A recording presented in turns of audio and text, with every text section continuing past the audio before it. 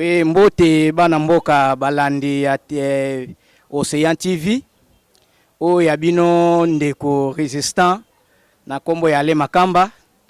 Wapi o azali na parti cher ya président Eli Martin Fayulu. Tozali kolobela makambo eza kotambola na kati na mboka na biso Congo. Oyo Monsieur Antoine Tshisekedi oyo président aza inconscient azo sala na kati na mboka oyo. Tomonaki na ebembe ya mwasi ya Pasteur Marcelo Tshilombo akelela na yebite soki akanisaki lolenge ba preparaki coup d'état bango ya lukuta soki azalaka na bureau ndenga linga kufa to alelaki na susi nini akanisaki nini po alela po mwasi wana na yebite alliance nini alliance bazana na ndege nini na ye akelela tandis que ba million bankoto ya ba million ya ba congolais baza kokufa na este ni présence ya Tshilombo aza inconscient atikala kokoma te akende kwa système même nde bazokunda bandeko wana alela même a déclaré attaque deuil national ata mukolo moko atikala kosala te metala na ke inconscience na ye azokelela mwasi ya Marcelo na ebite soka kanisaki nini soki ba vivaka na ye lisusu bandaka lava Marcelo ya kozwaye yango akanisaki ba bienfait wana ya mwasi asalelaki ye yango alelaki. Donc omona ke mboka na biso tozana problème ya leadership na kati ya mboka na Congo ezate illégitimité ya pouvoir ezate. Donc bato bazo kamba mboka oyo bazo kamba na inconscience bato bazo kamba mboka oyo bazo kamba mboka na makolo menoke mitu ebeba mitu ekufa ba raisonnaka lisusu eloko moko te musisa ya mawa oyo ezalaka na ba congolais mususu na bato bazo kamba enyo sacré ko bana na ye Tshilombo musisa ya mawa wana epa na bango ezate katana baza lisusu na mawa ya ba peuple congolais te ba congolais mboka oyo eza ya biso nde bato tokotelemisa mboka oyo biso nde tobundela mboka oyo. Mais imaginez tobengani Kabila o atikelaki biso lipa na 200 francs atikeli biso savon munganga na 100 francs savon le coq na 150 mais tondimi ke Makabila ozokamba mboka mabe tobengani ye. Mais comment Tshilombo tozokoka kobengana ye te amelisi biso mai ya mbwato amelisi biso nini ekomisi biso kilo tozoyeba lisusu malamu na mabete toko ko décerner malamu na mabete eloko ya mwindu bandeko na biso bazondimisa biso tondimaka eza pembe. Pourquoi? Donc biso tokondimeloko wana ata mukete toyoki makambo ezondongo nawa makambo ya porte parole opposition ndeko na ngai. Mais tozalaki Moïse Matata Ponyo et Delice Sanga Zwa Mukwege mais basignaki bakor basignaki na mois de janvier awa après ba publication ya Kadima basigné que toko reconnaître pouvoir en place te pour ba élection etambusami na ndenge ya mabe biso toko kota na makambo ya ba institution ya mboka te. Mais lolenge nini muntu lokola Moïse aya kokomela Fayulu mukanda ke bakutana basangana po babimisa porte parole opposition na gouvernement nini et puis na pouvoir nini tandis que gouvernement auto pouvoir o ya Tshilombo tolobi ke eza illégal eza illégitime et wuti na peuple te et wuti na ba machine na bango et na accomplice na ndeko na ye ya mashimu nenu et Kadima toko reconnaître yango te. Donc tomoni ke Moïse aya kande na opposition pour na koya ko étouffer Fayulu aya kozwa gaz ya Fayulu.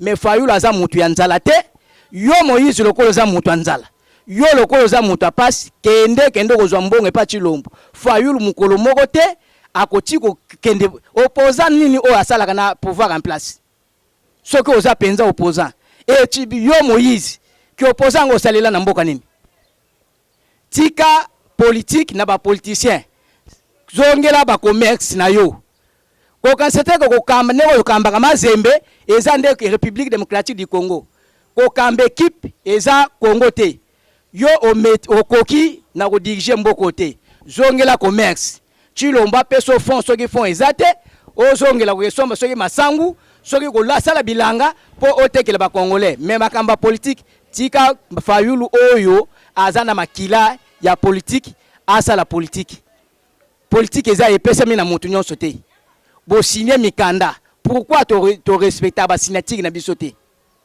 pourquoi to saka yango te Moïse nini oyo ozobanga soko ozobanga soko za opposant lokolo mona yeke yo babimisaki yo deuxième kende sala opposition na yo mais ko ya ko poussa na pembe na Fayulu te soki pembe na Fayulu biso to yebiso biso en tant que ba résistant ya Fayulu to ko beta yo tuna mutu na yo Mike Mukebai oyo aza lelo na prison Chilombo kenda ko tia na prison nino to salaka ye bolinga ko saka na ba peuple congolais te peuple congolais azo souffrir lelo ko lia ko vivre ko lala tozo lala na passe ko lala na passe ko lamko na passe ko lia na passe ko tambola na passe mais yo Moïse oza bien po uta ko zwa mbongo na gouvernement Chilombo bino batu boboya ke Chilombo azwa kite mais bino lelo bokenda na ngamba Chilombo botika ko ya kwa mbri ya opposition to yebi ke toza na Fayulu à part Fayulu toza na mutu mususu te kende sangisa mozitu sangisa soki ba delice sanga sangisa ba oyo baza faible bo kende ko sala ke opposition na bino bo kende soki bo kende ko bimisa porter parole opposition bo kende ko bimisa mais Fayulu te Fayulu kuna aza pena député te Fayulu kuna aza ni na sénateur te aza ni na député provincial te bo ko tsaye na bobuzoba na bino wana te bo ko tsaye na buzoba wana te peuple congolais mboka oyo Congo eza mboka na biso mutu nyonso ndenge aza boye totambolaka na liwa na baposhi na biso na nzoto na biso liwa eza te kaka yelisasi liwa eza kaka te na mbeli liwa eza partout esika nyonso ozali liwa ezali eloko ya kobanga Chilombo eza te quel que soit tie ba diplôme na ye oya tie partout tina basusi ata lati bango bateni ya la police na ya batikata papa biso tokobanga eloko moko te po liwa eza pona mutu nyonso liwa quel que soit ye Chilombo akokufa mutu akosote liwa azali te tokokufa pona mabele oyo menoke bakaranga pona muyipi pona mabele ya Congo tokokufa ndenge Kimbangu akufa tokokufa ndenge Lumbumba akufa ndenge Kipa Vita akufa pona Chilombo kito mata toyebisho papa manda na yo soke kosila okende na malembe mais soki omeki ko toucher constitution Chilombo nde okomona bulumbu ya koba nde mukolo wana Chilombo bibembe ya este lokolo kenda komona ngo te yo nde okotambola jipi na yo kotambola likola bibembe na biso soki omeki penza soko za mobali o bakata ngenga lokola nde bakatanga Chilombo simbaka constitution na parlement oyo tondisi ya bakasaye bozwa constitution wana bo simba bo toucher soki article nini ozo pesa yo passe tozo betela konga nyonso yebisa biso article nini ozo pesa kokoso Chilombo po o somba ba tracteur balona masangu article nini ozo pesa kokoso po transport ekita article nini ozo pesa kokoso po longola ba fulu etondi na kisasa o mobimba article nini ozo pesa kokoso po kisa biloko prix nini article nini ozo pesa kokoso po dollar ekita oyebisa biso nde biso peuple total mais tant que article moko te eza nde incompétence na yo nde oyebi no eloko te CV no eza nanu vide Chilombo sala wapi ata toilette ya pamba public o gérer te ata chef de riz Chilombo tikola ko gérer te do ozali no kaka kotambola tambola na reconnaissance na yo soki mutu na isepelaka na yo po ozala reconnaissant pourquoi même mutu akabelaka yo veste faut benga ye lokolo zui pouvoir ya muyibi tikabila pesa yo obengi ye otie na place ndenge moko utocha mwasi na yo ya ndumba oyo lekaka soki na paka juma soki wabo kende okutana na ye opesi poste ya ministère ya jeunesse donc Chilombo côté wana ndo ozala reconnaissant mais toyebiso ke tika mboka na biso Congo ndenge o gérer mabe oyebi na yo eloko te papa tikila biso Congo okende na kimia mais kotumbula mitu ya ba Congolais te o bazo vivre na passe o tozo lala na bangungi mikolo nyonso o biso bato mesana ko lala na bampese Chilombo ozwi mbongo na yo simba nzela okende na kimia.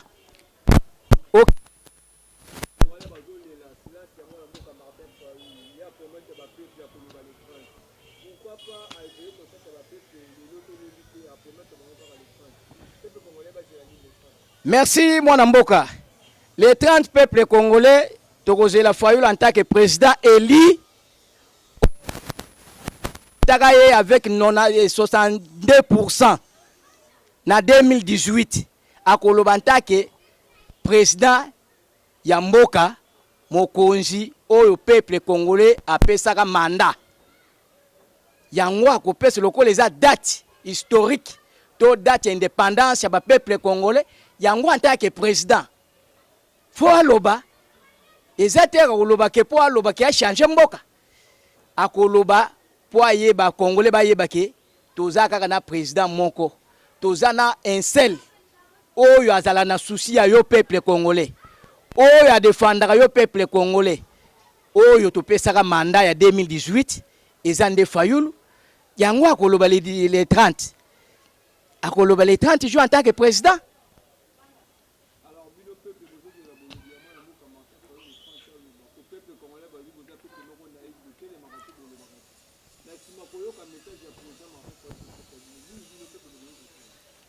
En tout cas, après message à président Fayulu, toyebi ke awa Fayulu tokotisaki ndako. Ba peuple baganga ki awa Fayulu azoloba te, Fayulu avandi silence, mais Fayulu ata lobby. Lelo ata Fayulu lobby. Fayulu ba prise nini de solution apesaki te. Na mandat na reine ya mandat ya Chilombo ya premier tour. Nini o Fayulu alobaki te. Ba solution nini Fayulu apesaki te ya sortir en crise. Mais Jean-Marc Kabundi lelo ye wana za na prison. Mutu alobaka Fayulu oza député, soko za na position na yo, ya kolobela ngo na parlement. Mais nini o Fayulu alobaki te, nini o alamusaki ba peuple congolais te. Mais peuple congolais nazo yeba te kilo oyo inconscience oyo ekoti na mitwa ba congolais euti wapi. Nini o Fayulu apesaki te. Est-ce que koloba ya Fayulu nde yango ekobongisa mboka? Fayulu alobaki nyonso. Chilombo ayokaki yango? Apesaki ye to sala réforme constitutionnelle, to changer cours, to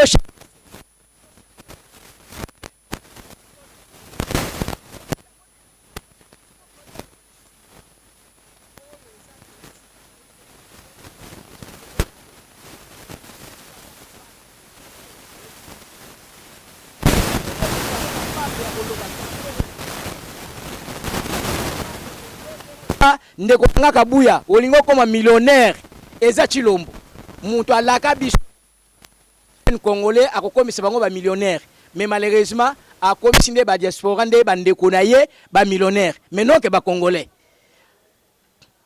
non que ba congolais. Donc eloko ya kozela et pas Chilombo yango na loba mettre fake eloko ya kozela na inconscience ya mutu lokola Chilombo eza nango te. Eloko moko to espérer to na gouvernement ya siminwa eza nango te. Po siminwa ya muta simbaki les 145 projets ya 145 territoires, mais lelo asale eloko nini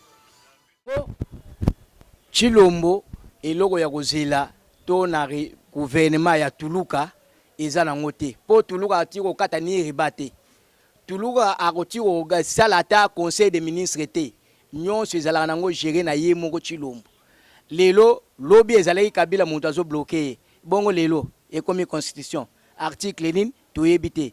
Mais pona makambu etali tozoyoka mingi ono Fayulu azala tribalisme, mais Fayulu azala tribalisme de lelo soki biso peuple congolais tribalisme ezalaki na biso ba peuple congolais, mais lelo baka sayen ba kisana bandundu bazana Kwilu bazana Kwangu bazana partout bapanzani soki ya solo penza tozalaki penza ke tozana peuple oke tozana nini tozala, mais lelo mbele baluba bazate lelo bapanzani partout, mais soki ya solo penza Chilombo azo sala to mona ki awa Mobutu azalaki président totikala ko mona te bangala bapanzana Kongo mobimba, tozalaki awa na Kasavubu to mona te ba Kongo bapanzana Kongo mobimba, tozalaki na Kabila awa o bango bazo finga Rwanda tomona ite baswahili bapanza na Congo mobimba. Mais comment bango bazui pouvoir lelo Congo mobimbe bapanzani bakimika sai nini?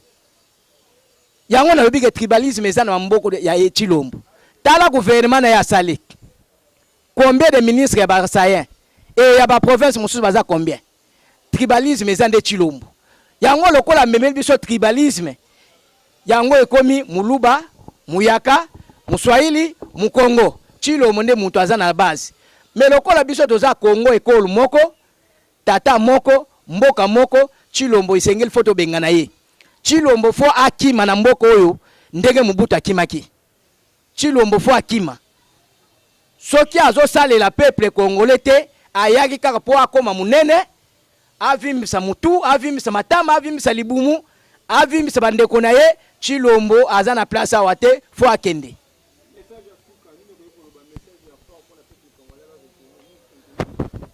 Pona peuple congolais, eloko na kosenga peuple congolais to lamuka. Soki toza ya kolala, tango tozo souffrir, Muyaka te, Mungala te, Muswahili te, Mukongo te, na Muluba aza na kati. Na sengi na bandeko na ngai, baka sayen, oyo baza na inconscience, bazo raisonner na makolo menoki na mutu. Bako yeba soki balongoli kazaka wana ya komema Chilombo antake ndeko na bango Muluba. Mais soki bazwi Chilombo antake président oyo akokamba mboka, bakomona buzoba ya Tshisekedi azosala, bakomona vi oyo tisoyo mene. Mais balongola nanu kazaka wana ya kindeko bazwa ye antake président ndenge ni nazokamba mboka po pasi otango tozomona biso nyonso na baluba tozo souffrir. Lelo biso nyonso na baluba toteka mai. Lelo biso nyonso na baluba toteka makala. Lelo biso nyonso na baluba toteka mafuta. Chilombo aza bien. Biso ne batozo lala bisika ya mabe. Chilombo aza bien, azolala bien, azotambola bien. Mais Muluba nini o azolili na ndako Chilombo. Muluba nini Chilombo azopesa mbongo. Mais biso nyonso tozo souffrir. Soka buli na moto te akolia te. Soka ateki mai te akolia te. Mais pona nini ko lata sentiment wana ya kokumisa to longola na sentiment wana ya Muluba tozala bazonga ba Congolais. Soki tozongi antake ba Congolais bakomona buzobo nyonso Chilombo kosala ngo lisusu te. To tele mande baswali pe batelemela Kabila taba monike Kabila komo kena ndenga mabe baswali babiso nyonso tozali liloba moko Kabila fo akanga bisaka kende. Ndenge moko pesi bango soki bazwi pe conscience.